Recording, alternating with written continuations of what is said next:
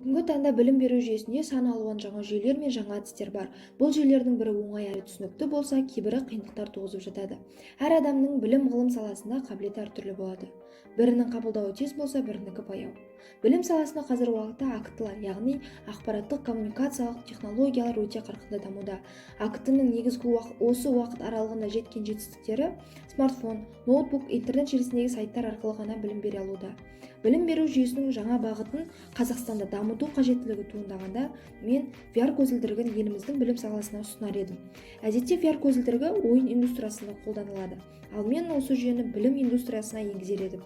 Себебі бұл көзілдірік көп адамның қызығушылығын тудыруы мүмкін, яғни адамдарды білім саласына шақырудың бірден-бір жолы деп білемін. VR көзілдірігі арқылы үйренгелі жатқан дүниемізді 3D форматта тамашалап, сол дүниені толыққанды ұғына аламыз деп үміттенемін.